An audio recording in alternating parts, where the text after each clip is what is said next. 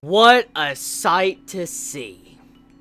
To see my boy Shin growing up and using Oki's weapon.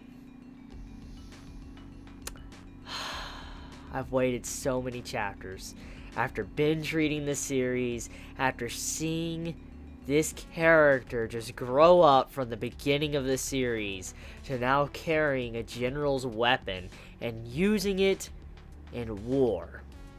Puts a smile on my face. Shin, you have done it. You are now carrying the weight of a general in your hands, cutting down foes like fucking butter. Well done. Obviously, holding such a weapon is going to have tremendous weight mentally, but not just mentally, but also physically. And that is what the main focus of the weight in this chapter is when it comes to Shin's fighting. So, Shin has raw power. He has a lot of power. He's cutting through everyone in his way like they're nothing. They're straight up butter to him. Like, he's just filleting them like they're nothing, just going through their armor and everything, and you just see them all splitting in half as he kills so many people at the beginning of the chapter. And with this great raw power he has, his speed has been reduced. So this proves how heavy the weapon is. But on top of that, though, how powerful General Oki was to actually even wield that weapon and be able to fight monsters, generals on the battlefield and survive and not even really take any blows at all. That just goes to show you the monstrous strength that General Oki had. And seeing Shin carry this around, he has much to learn, and also he still has a long way to go. He's close to becoming a general, but he still has a long way to go before he can properly handle General Oki's weapon and be able to have no problems with it. Because even though he has raw strength, he has gotten raw strength by reducing his speed, and his swing is too slow, which is causing him to take unnecessary damage throughout the chapter. And this could be very fatal. If he goes up against an opponent that's very skilled, someone that's really good on the battlefield, they have really good skills when it comes to the sword fighting or spear fighting or whatever, you know, Shin's gonna have some problems. This man is not gonna be able to keep up. He's gonna get his ass beat. So, because of this, he has to learn quickly. He needs to be able to power his way through it, but also figure out a way how he can handle this weapon and not lose that much speed, because it will definitely cost him his life if he continues to try to use this weapon if it's too heavy, and if he slows down too much, he's gonna die. So, I like that emphasis in this chapter. It wasn't just mental weight going on with holding the weapon, but also physical. So with that being said, the city has fallen. It's completely fallen. It is in our country's hands. They have finally accomplished it. Shin and Yotawa have, captured the city, and their flags and banners and all that are all over the walls and on top of the buildings, which demonstrate that they now have a foothold in Zhao's land.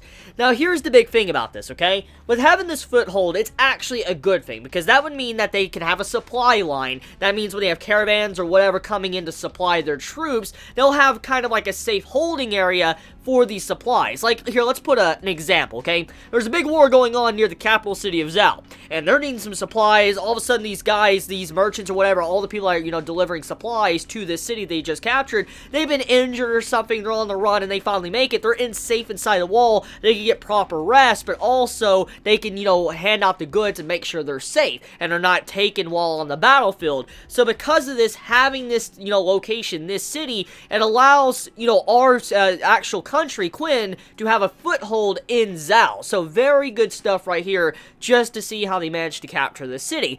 But there is a lot of complications to this as well, apparently. So towards the end of the, chapter, it is revealed that apparently Riboku has set up a trap with the city. Now, since the city was captured in half a day, and it was supposedly going to take about 2 days probably to capture it, the overall preparations of what Riboku was trying to do did not get finished. But he was doing some shady shit to the town to make it to where it would be easier, most likely, for Zhao to take the town back. Now, apparently Onsen, he has figured out what is going on here. He's kind of already seen what Riboku has been trying to do, and now he could probably make adjustments and plans of how to correct this to get everything back in a line to where shit won't go south and then they lose the entire war. So Onsen, very smart individual, and I want to be completely real here. I don't really know what could be wrong with this city. I have assumptions, like I have ideas of what might be wrong, but knowing Kingdom, it's probably something I would never expect. So here's what I assume is going on. So, right when they enter, soon as Onsen enters the city, after they capture it, his eyes looking around really sharp. You just see the veins in this man's eyes as he's straining to look around. He's just looking at everything. He's making sure he analyzes the entirety of the city, the integrity of it. And as he's looking at these individual walls, he's looking at the height, he's looking at the corners, the passages, and all that. You see how this man's taking account for what is going on here. And he wants everybody, a part of his army, to learn what this city is like. Everyone that's going to be defending it, he wants them to know the quirks of the city, the weaknesses of the city, and the strengths of the city. And when Riboku is on top and he's looking down at the city, that's when the chapter ends, and he apparently has seen what is wrong with this city, or what Riboku was setting up in the first place. So when you look at it like this, you know for a fact that whatever it is, it's probably not good.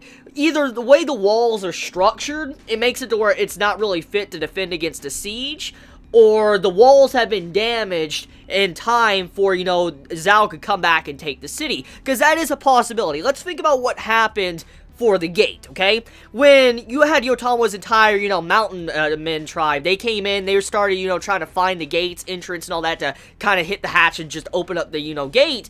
They had to smell around on the fucking wall, like, and figure out where the fucking hole was. And that was really weird. Yes, it was a really weird mechanic to hide the passageway to the gate. And if you think about it like that, there is a very likely possibility that this town has secret passageways. For instance, maybe out there in the field, there is some form of passageway that can lead inside of the city. Because you gotta remember this, there's barely any goods apparently. People have already cleared out. There was no loot. We found out about that in this chapter. So because of the civilians clearing out all the loot and stuff, obviously they had to get out somehow. So there most likely is some form of passageway in the middle of the city that can actually lead outside. And so if, Quinn is defending the walls and they have all their attention focused outside the walls, and if there's like a fucking passageway right dab middle in the center of the city and they don't know about it, they could send a fucking big army through that hole and just take over the city. They'll get attacked from behind. So when you look at it like that, that most likely could be what's going on with the city. That's the quirk of the city. There's secret passageways. For them to hide the entrance to the gate like that,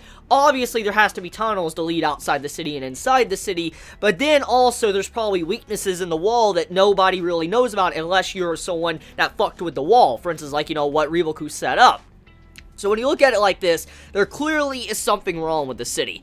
And I don't think it has something to do with wall height. There might also be some issues with maybe the way the buildings are done. Maybe the buildings could easily be burnt to the ground or something. Because, imagine this. If Zhao knew they were going to lose it, and they were prepping for, losing the town, there is a possibility that they set up the town to fall easily. For instance, they could probably light the buildings on fire, and everything would come to the ground, and everything that, Quinn has inside the entire city would be all lost. So I could see something like that as well. But on top of that too, you gotta factor in that they abandoned the city too, so the water supply can be fucked up. They could have poisoned or contaminated the water supply in some way to where they can't have fresh water. And then the food source as well. If there's nothing there, obviously they're gonna run out eventually because of constantly fighting. So it's like when you take a town, obviously when you fight and you take over towns and stuff, you gain more items, you gain more things to fuel the war front. And when there is none, obviously you're getting nothing. Like, you're having this high risk, you're